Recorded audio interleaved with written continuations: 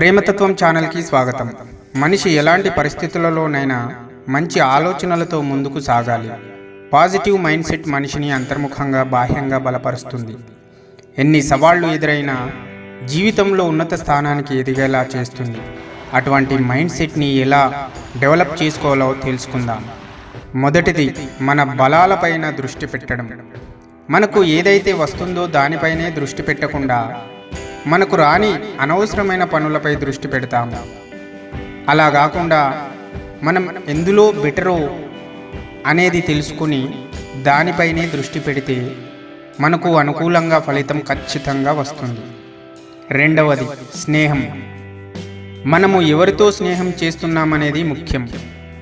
Negative mind set కలిగిన వారితో స్నేహం చేస్తే జీవితం ప్రతికూలంగానే కనిపిస్తుంది. ఆ విధంగా కాకుండా మన చుట్టూ ఉండే వ్యక్తులు ఆశావాదులుగా ఉండాలి.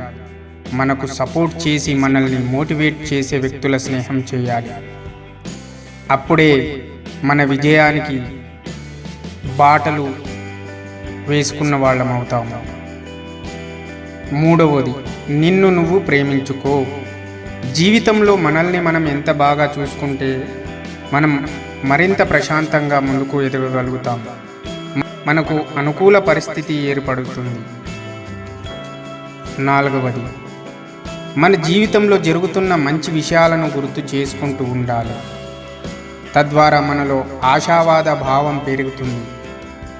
మనల్ని మనం ప్రశంసించుకుంటూ ఉండాలి. నిన్ను నువ్వు తక్కువ చేసుకోకూడదు. దీనివల్ల పాజిటివ్ మైండ్ సెట్ అలవాటవుతుంది. ఐదవది, ధ్యానం. అన్నింటికంటే ముఖ్యమైనది ధ్యానం. ప్రతిరోజు కనీసం 10 నిమిషాలైనా ధ్యానం చేస్తే మనసు ప్రశాంతంగా ఉంటుంది, ఆహ్లాదకరంగా ఉంటుంది, సంతోషంగా కూడా ఉంటుంది. మనం చేసే పనులు కూడా త్రికరణ శుద్ధితో చేస్తాము. మనసు ప్రశాంతంగా ఉంటే ఖచ్చితంగా ధ్యానం చేయాలి.